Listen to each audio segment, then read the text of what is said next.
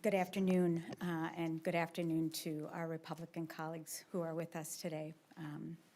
It's been an interesting journey, and I just want to make sure and acknowledge you. I'm Erin Murphy.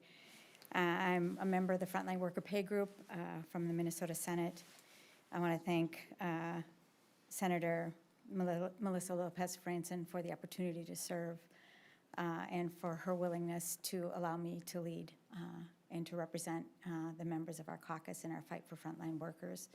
I also want to thank the frontline workers who have stood with us virtually and in person and have continued to do the work for the people of Minnesota through the last now, I suppose, 19 months of a pandemic. And I want to be really clear with you that what we're experiencing right now is a failure to serve you, and it's a failure of the legislature, but it is not the failure that people expect. And I think it has become commonplace to say the legislature or the Congress can't get anything done, government can't get anything done.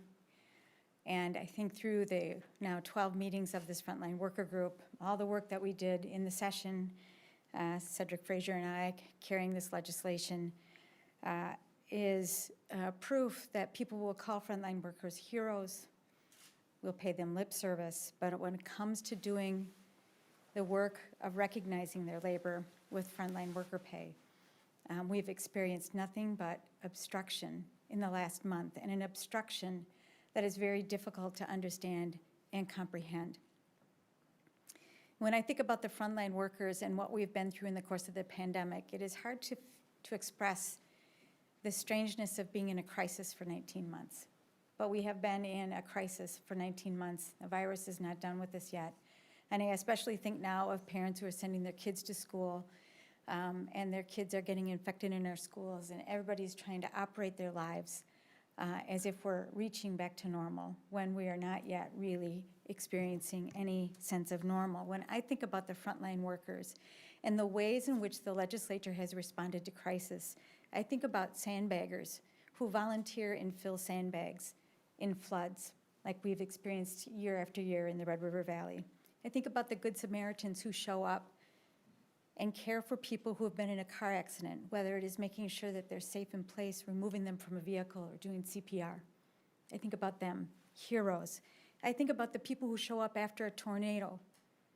And we've had plenty of tornadoes in Minnesota, the people who show up with their chainsaws to remove the debris from the streets so we can begin to come back to normal. I think about those people, those Minnesotans who stand up in a crisis and say, I'll do it.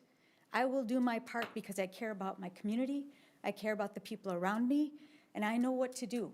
I'll do it. The frontline workers are the very same people, except for that they were called into work. They were called into a risky situation when most of us were sent home because of an emergency. They went to work. They took the risk. They said, I'll do it. I know how to do it. I will do my job, and they did. And we've called them heroes, and yet we're not willing to recognize them with the frontline worker pay. As Tom Hauser said, is it impossible to give away $250 million? It shouldn't be. But here we are, after 12 meetings, with money that is available, and we still can't reach a conclusion. It is not a failure of bipartisanship. It is not a failure of gridlock. It is the choice on the part of a party to say no, to obstruct, to create chaos, because the tools of obstruction and failure serve this Republican Party. I think about my early tenure in the Minnesota legislature after the 35W bridge collapse. And despite political objections and with political risk, Republicans and Democrats came together and overrode a governor's veto to make sure there was adequate funding to rebuild our transportation system so that wouldn't happen again. That Republican Party doesn't exist right now. And it has been replaced by a party that chooses to obstruct rather than lead, that chooses to obstruct rather than make progress for the people of Minnesota. The failure of this frontline worker pay is not just a failure for the frontline workers. And let's be clear, what we saw happen in the last month when the Frontline Worker Pay Group and the Republicans that sit on this group made the decision to obstruct rather than make progress. It was a month ago. I don't know what happened a month ago, but a month ago, the negotiations stopped. There was no more real effort. There's been no negotiation at the table. And in addition to that, there have been external roadblocks that have been laid down, whether it is the threat to fire a commissioner, the need to reform emergency powers, or efforts to remove non-existent mandates around vaccines and masks. All of those things have been laid at the feet of the work of this frontline worker pay group. They've all served to obstruct our progress, not just for the frontline workers, but also for farmers who have suffered because of a drought, who are waiting for action, and for the long-term care industry who have made it clear that they would like relief in this special session, but they won't get it. They won't get it because there has been a real effort, and I don't know why, but a real effort to obstruct a meaningful conclusion to this work that would take us to a special session and a meaningful agreement that external issues not related to this would be taken off the table. That is a bad sign for our government. And I want people to understand that this is not your average conclusion and that we are capable of better.